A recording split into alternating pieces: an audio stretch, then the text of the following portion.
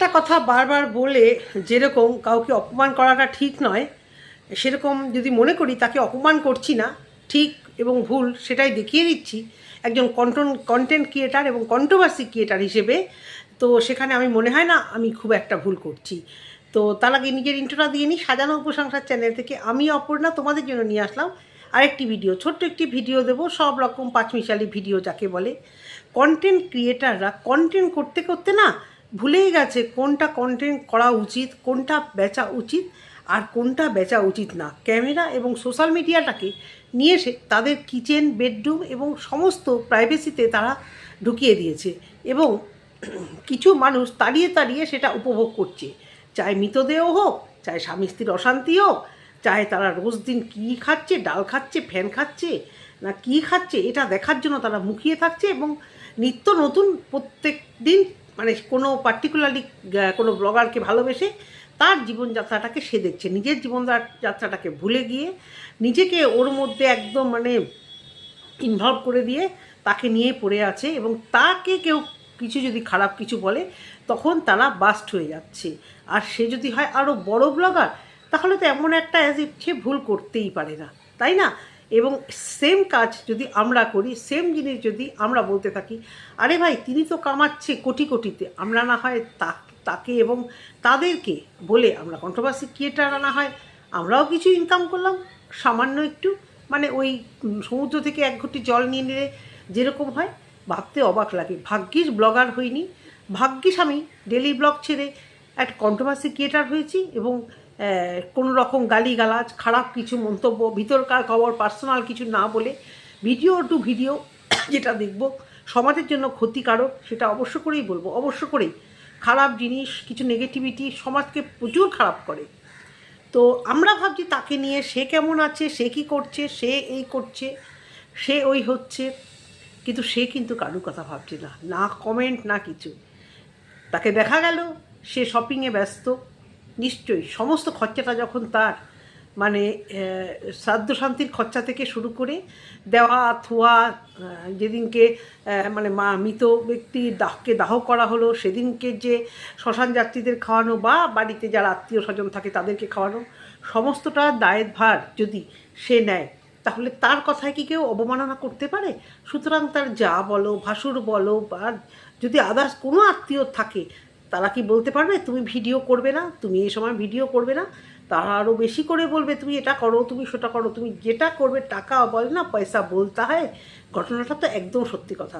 দূর থেকে সাহায্য কিছু করতে পারুক বা না পারুক, এসে দেখা করুক বা না করুক, বছরে একবার অন্তত ছেলে মাকে দেখতে আসুক না আসুক, ডলার দিয়ে দিলেই হলো।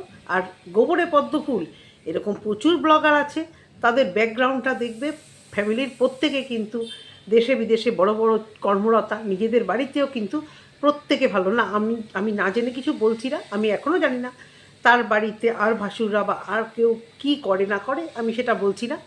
কিন্তু তার মধ্যে মনে হয় যে রত্নগর্ভার মা এরকম একটি ছেলেকে জন্ম দিয়েছে, সে বিদেশ থেকে প্রচুর পরিমাণের টাকা তো রোজগার করছে, ডলার, এবং যাকে বিয়ে করে এনেছে সে তখন হাউস ওয়াইফ থাকলেও সে তার ডেলি লাইফস্টাইল কী খাচ্ছে, কী পড়ছে এবং মানে বাড়ির মৃত ব্যক্তিদেরকেও সে হোয়াইটিতে চোখের জলে ভাসিয়ে দিয়ে স্মৃতির পাতায় তুলে রাখা দিয়ে সে কিন্তু ওয়াইটিতে এসে সেটাকে সার্ভ করে দিচ্ছে।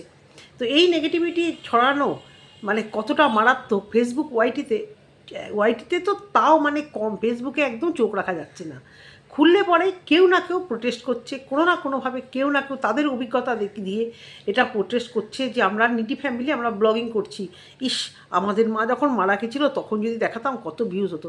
ভাবতে পারছো কেউ কেউ এটা ভাবছে, আর আগামী প্রজন্মের কেউ কেউ যখন এটা করে দেখাবে খুব কি ভালো লাগবে।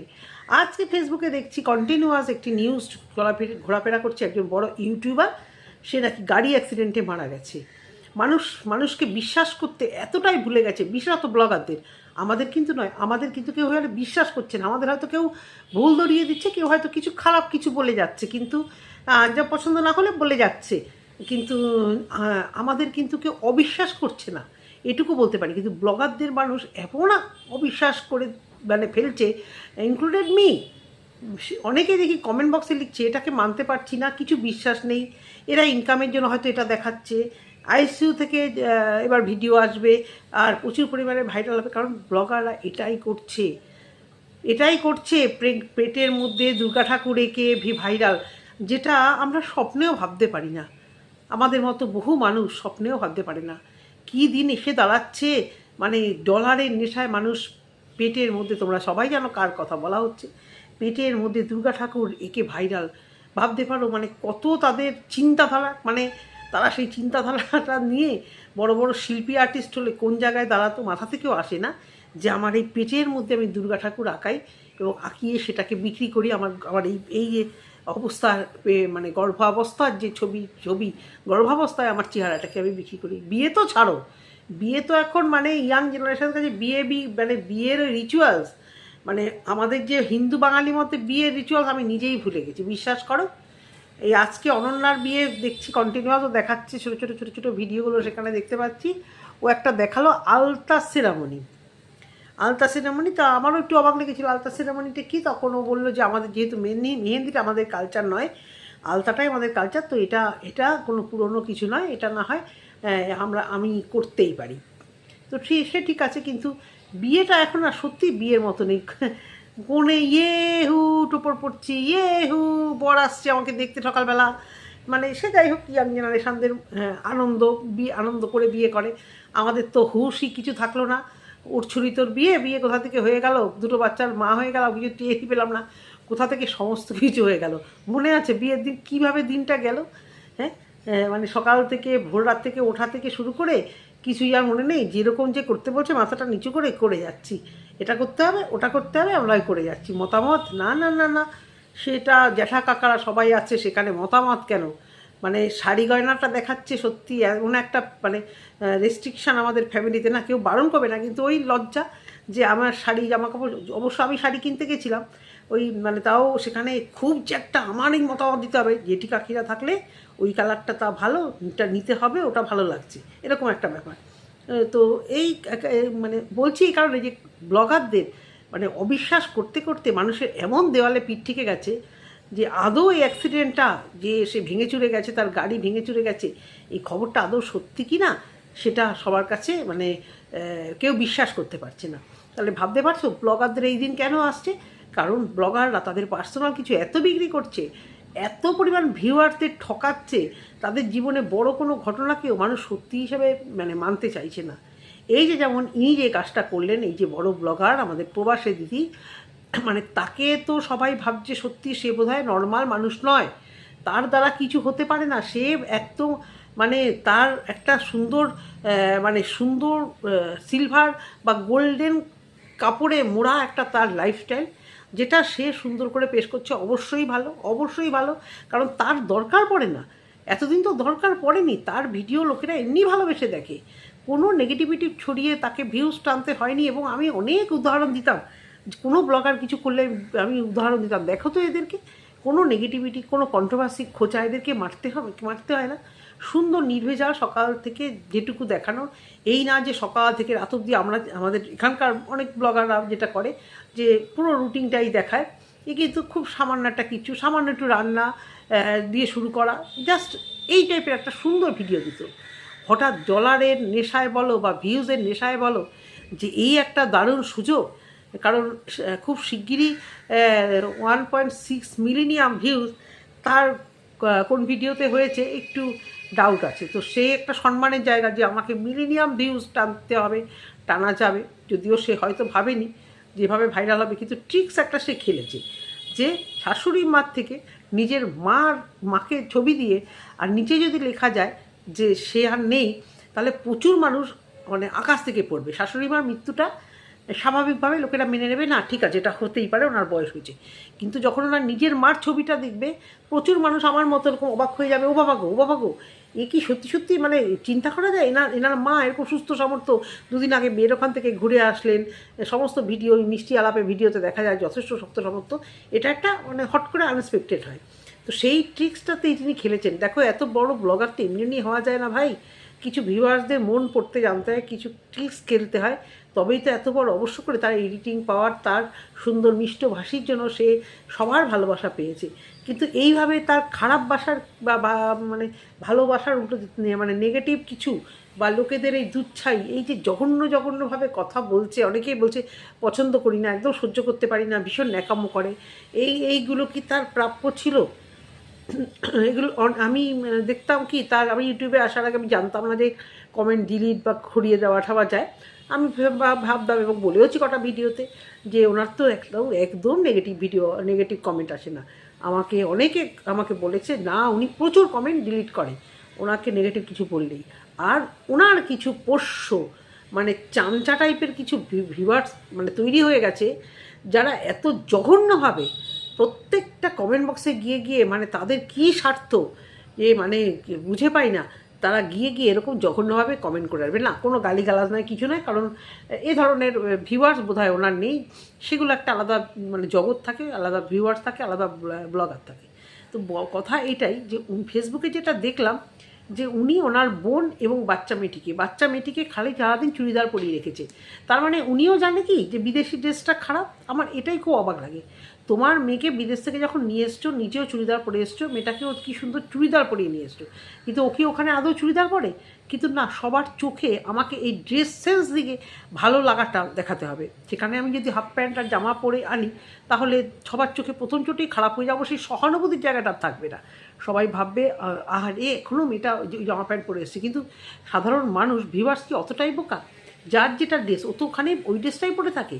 তার মানে ইন্ডিয়াতে যাচ্ছি, তোমার ঠাকুমা মারা গেছে, অত্যাধিক ওই মানে তোমার ওই আঁতেল টাইপের হওয়ার জন্য, আঁতেলই বলবো আমি, শুনতে খারাপ লাগলো, যে তুমি একটা অত্যাধিক সংস্কৃতবান একটা পরিবারের নাতনি যাচ্ছ, সংস্কৃতিটাকে ধরে রাখার জন্য তোমাকে এই চুড়িদারটা পরেই যেতে হবে।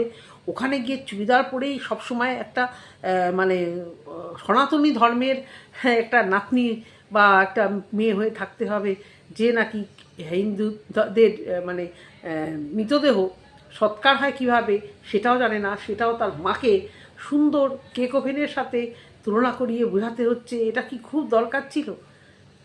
দরকার ছিল এত কন্ট্রোভার্সি তাকে নিয়ে হওয়া বা কিছু? তাও কিন্তু সে এখনও অবধি সেইগুলো নিয়েই কিন্তু মানে ভিডিও করছে। এবং কালকে যে দোকানটায় উনি কিনতে গেছিলেন, সেই দোকান থেকে উনি ভিডিও করেছেন কিনা আমি জানি না, ছাড়বেন কিনা তাও জানি না, পোস্ট করবেন কিনা, তবে দোকান থেকে কিন্তু ভিডিও ক্লিপটা, যেহেতু একজন মানে মুখটা ভীষণ পরিমাণে চেনা ভাইরাল ফেস, ভীষণভাবে ওই দোকান থেকে আর কি ওই ভিডিওটা চলে এসছে। মানে দোকানের ক্লিপটা ফেসবুক খুলতে দেখলাম, মেয়েটি দাঁড়িয়ে আছে, ওর বোন দাঁড়িয়ে আছে, এবং সম্ভবত হয়তো খরচা টাকা পয়সা শ্রাদ্ধের যাবতীয় তাই তিনি করছেন, তাই তার যা এত সুন্দর করে তাকে মানে তেল মালিশ, উফ তুমি যা করেছো, উফ তুমি না থাকলে, উফ তোমার দ্বারাই সম্ভব, তুমি না এলে যে কী হতো, ভাগ্যিস তুমি এসেছো, খুব ভালো কাজ করেছো। আরে ভাই, মারা যাওয়ার পরে এসে এই সমস্ত অবশ্যই ক্রিয়াকর্মগুলো ওখানে করলে হতো, কিন্তু উনি বেঁচে থাকতে যদি এই বছরটা কয়েক মাস আগেও যদি এসে একটু থোপ নাকানা দেখিয়ে যেতে নাতি, হয়তো উনি শান্তি পেতেন মরেও। ওনারও তো একটা কষ্ট, যতই 3টে ছেলে থাকুক, একটি ছেলে, ছোট ছেলে, তার আবার তিনি বাইরে থাকেন, তার তো কষ্ট লাগতো যে আমি ছেলেটিকে দেখতে পাচ্ছি না। আরে ভাই, মারা যাওয়ার পর এসে এগুলো তো রীতি রেওয়াজ, সেগুলো আমাদের জন্য, ওনার জন্য কিছুই না, সবটাই আমাদের যেন ভবিষ্যতে যেন কোনো অসুবিধে না হয়। মানুষ তো খুব স্বার্থপর, সব মানুষই, সেই জন্যই করছে। আর উনি বেঁচে থাকতে যদি ওনার পাশে এসে একটু দাঁড়াতো, বা মা কেমন আছো, বা মাও একটু দেখতো চোখ শান্তি করে, ভিডিও ক্যামেরা বা ভিডিও কলে দেখা আর ভিডিওতে দেখা আর সামনাসামনি দেখা কি এক?